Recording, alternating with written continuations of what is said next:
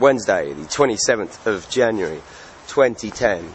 Shaky hand camera active. G'day, I am Luke Wilkins, these are the Motorcycle Diaries. Guys, it's so nice to be back doing this on a daily basis again. Check me out in my full length rucker suit.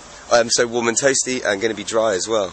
Right, here is the WR125X from Yamaha, which I've been riding, say, over Christmas. Did a big review piece on it yesterday. Going to do a little bit on it now, take it for a spin back to the place I got it from Street Bike, do some nice review pieces as we go, and then pick up my new steed, which I have been informed is actually another 125. I think it's a great way to start the new year, because when you've been out riding for a while, so nice to get back on something that you can make a few little mistakes. It's only been 3 weeks, don't get me wrong, it's not a lot long, but you know, it's not going to take your head off. And sometimes you forget when you're on the big bikes how much fun you had when you were younger. I grew up riding 125 for the first 3 years of my biking life, Suzuki RGF 125, and you know, that was probably when I used biking as my sole form of transport the most. It was my only way of getting around. I was riding in the snow. I remember the power valve giving up on me. And it's so nice, well, many a time, to try these new ones that are 4-stroke, that are a lot more reliable, and actually a real viable alternative to transport. Do you know what I mean? Get a car like that. That's Kate Lawler's from Works, BMW. Very nice. This is Crane Towers, by the way, where I work, in case you're ever wondering. It's a car park. Just finished a daytime show. But yes, so I'm going to get back on this with its 17-inch rims. It's an incredible 4-stroke 125 engine, one of the fastest 4-stroke engines in the world. In fact, it'll be interesting to try this up against the YZF 125, because that is the full-on racer version of this. And one of the things I've said is how much I like the kind of easy way it is to ride and sit on this, and it just behaves so well. So I'm going to get on, get the old helmet cam going, do some review pieces as we go, and get to Street Bike. Here we go. Take it back to Street Bike. It's just starting to rain, so just to see what it handles like in the wet. Okay, once again, to show you how simple 125s are, like my old one, where you had to spend about an hour getting it ready and primed. And we're off. Right then, so let's go to Street Bike. It involves some of the main rooms, some of the back roads. This should be a nice little ride, about 20 minutes. Let's see what the little 125's got. One thing I should definitely mention on this suspension is ace. Obviously it's set up like a super motard, but it really is brilliant. It allows you to go over potholes, and yet you don't feel like, you know, you're not getting the sort of traction and the feel of the road. Look at that, man. Nice through the corners. So wants to be ridden, which is so unlike most 125s. I'm just going to blast past this person. Oh yeah! Man, as 125s go, this is just so smooth. And this 4-stroke engine, compared to some of the 2-strokes I've had before, you had to really wind up. Well, some 4-strokes that just feel so gutless as a 125. This just has so much more. Like, check this out. 0 to 40, watch how long it takes. Okay?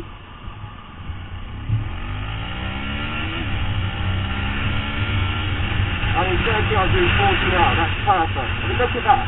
For a 125, obviously if you come up against a Ferrari or a Porsche and they floor it, or any kind of sports car, you might look a bit foolish. But you know what?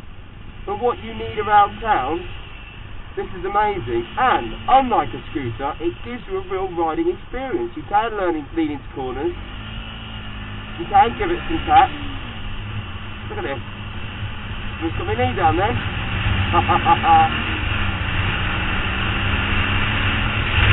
It really does. It's one of the first 125s I've ridden for a while that does feel comfortable cruising at 40, you know? It's not a heavy bike, but it's windy today, but I don't in any way feel I'm going to get blown off course or get blown over. It's just a lot of fun. And it doesn't sound too much like a hairdryer. Or maybe a little bit, but maybe an industrial hairdryer.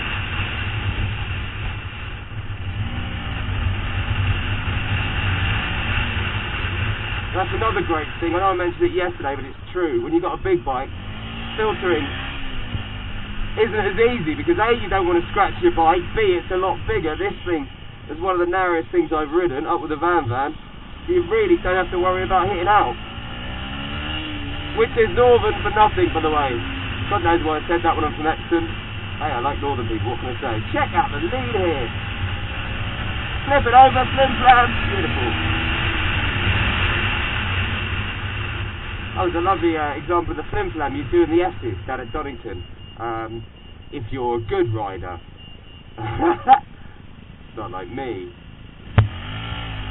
Oh! Almost had the front up then. I tell you what, that really did feel like it was going to come up. This thing is just so much fun for what it is. It's like basic baby biking, but it reminds you about what to do. And the basics of biking are, sure, you're not going to do 150 miles an hour. Hell, you get up to 70 though. You know, and it's not the biggest bike, it's not the most aggressive sounding, but if you are one of those guys, people, girls, whatever, monkeys, dogs, who just enjoys the thrill of doing on two wheels, and you know, sometimes it's nice to go out without it being too intense, without you worrying about, you know, killing yourself. It's just great. Obviously you have just as much chance of dying on this as any other bike, but look at this, belter! Ah, always banned, isn't it, eh? Sad thing is, I can probably get through that gap with the bike. It's probably my fat arse that wouldn't let me. Obviously another thing is miles per gallon. Just forget about it, man. You do about 1 trillion. It's probably about 90 to 100. I'll get Jace or one of the boys to give us the proper facts. But it really does feel like I've had put no fuel in this for 4 months. 4 weeks. 4 months? That would be crazy, even I admit that.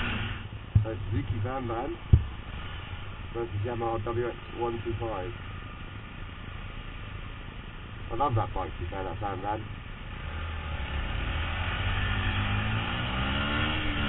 Bye-bye, Van. Admittedly, that is the 50cc one. I feel a little bit guilty on those. One thing I will say, that punchy engine, as good as it is, doesn't quite, obviously, go all the way through to its 70 mile an hour top speed. Once you get above third, into fourth, it's a little bit of a... Well, if you get the gear changes right, you're okay, but otherwise you kind of end up spending a lot of your time waiting for a following wind. But you're going to have that. It's a 125. It's a 0.0125 litre engine. What do you expect? I'm on the road with 6 litre V8. I'm not making no carbon monoxide footprint. But obviously I have, that tiny one. And they all get stuck in traffic. What is the point of having a 400 grand supercar if you're going to get overtaken by me on my WRX125? Woo! Or WR125X, I always get the names wrong. Jaguar XF, lovely car. Beaten by the WR125X. Every car beaten by it. Right, here we go. Get to an actual drag race in this thing as we approach the right of the street bike. A lot of Volvo. I'm obviously not going to break any speed limit here, otherwise that is a 40. I'm just going to get up to 40 as quick as I can, because that's the idea. And look, if you see the poster over there, it's got a lovely semi-naked lady on, which is always nice, though it does distract you.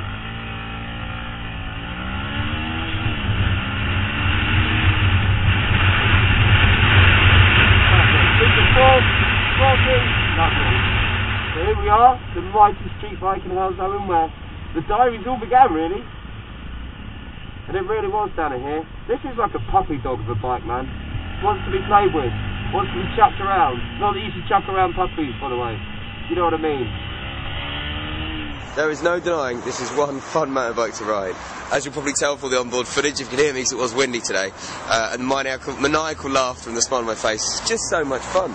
I think a lot of people that ride big bikes could do a lot worse than to get themselves on one of these and just remind themselves that riding's all about, you know, without the stupid amounts of power, without the weight of the bike, you can really just flip it into corners and have so much fun. And it is so punchy low down, you know, you forget it's a 125.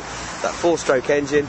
It's just a great little package, you know. It's so easy to ride, it's a nice comfortable riding position. I'm 6'3", and in no way, shape or form did I weigh it down, bog it down or feel tight on it.